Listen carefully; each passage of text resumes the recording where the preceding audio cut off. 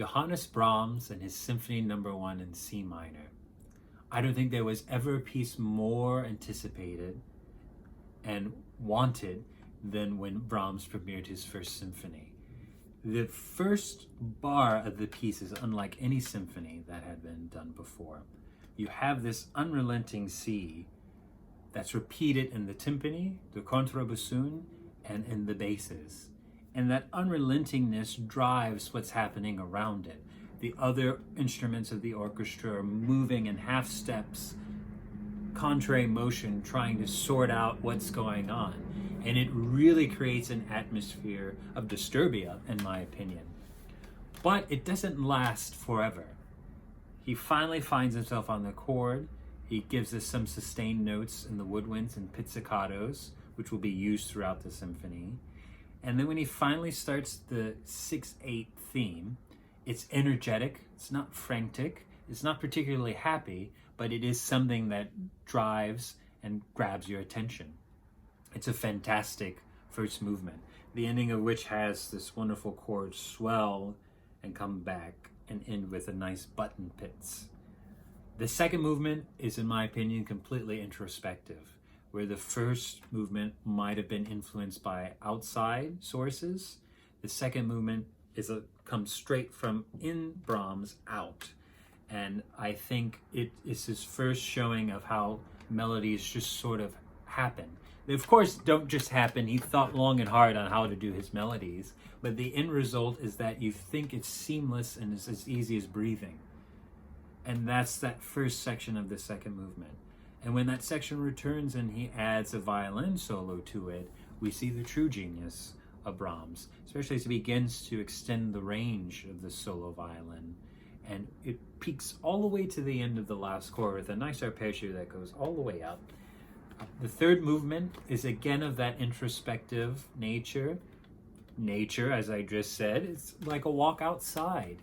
It's nothing too serious, nothing chaotic.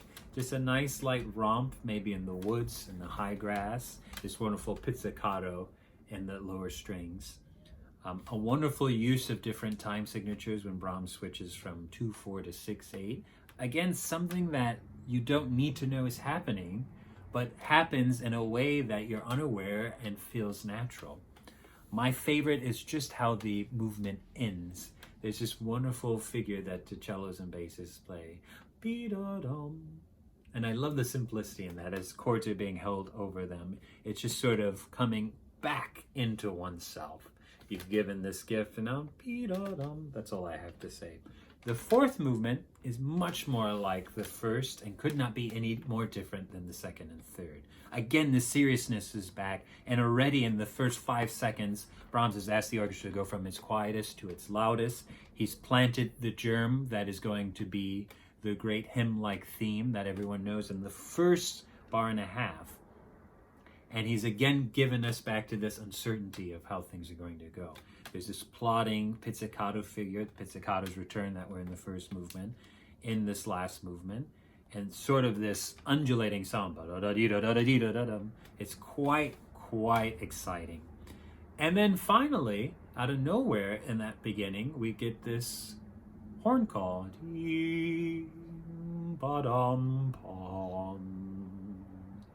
which is now probably one of the most famous horn calls, if I'm being honest with you all.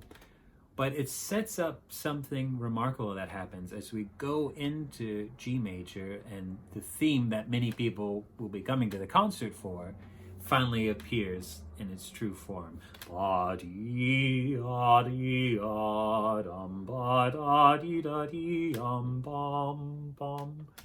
That theme, such a joy to play, such a joy to conduct and hear, is not where we live for the rest of that fourth movement. Brahms lets us hear it, lets us hear the second half of it, and then he immediately starts variations on it.